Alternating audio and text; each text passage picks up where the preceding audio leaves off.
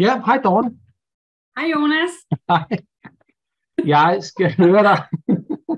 Hvad er den største udfordring eller forhindring, som jeg har fjernet for dig? Jeg tænker, at teknik rimer lidt på panik i min verden. Så du har fjernet følelsen af panik og teknikforvirring. Ja. Og de blokeringer, der har forhindret mig i at fuldføre min mission og strategi, og min online strategi faktisk jo, ikke? Ja. Det er jo ikke så tosset jo. Nej. Alright.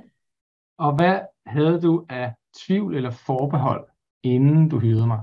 Jeg havde ikke nogen, fordi jeg fik dig anbefalet af en dygtig Semplero-ekspert, som hedder Merete Stender.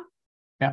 Og hun havde ikke tid selv i sin kalender, så hun anbefalede dig til at hjælpe mig med de opgaver, jeg havde, så jeg havde ikke nogen tvivl. Nej. Jamen, det var super. Det er altid godt med de der anbefalinger der. Det er altid godt, ja. Ja. Og hvad vil du sige til nogen, som overvejede at hyre mig? Som stod lige på dørtrinnet? Så vil jeg sige, at det er en god investering. Og det sparer en for en masse tanker omkring de barrierer, der ligger i, at man er i tvivl omkring det tekniske, som kan være med til at forhindre, at man når sine mål og det, man har sat sig for. Ja. Fedt. Har du noget, du vil freestyle også?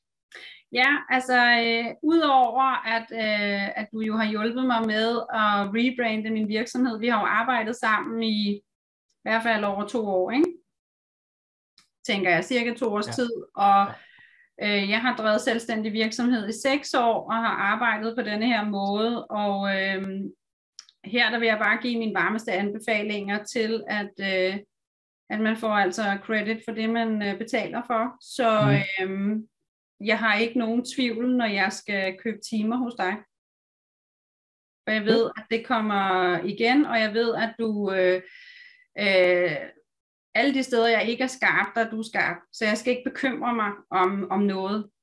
Og du er med på beatet i forhold til, hvad der sker, og hvad der er af muligheder.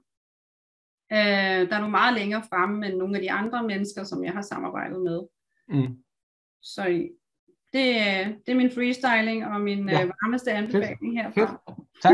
Tak for det. Selv tak. Skide godt.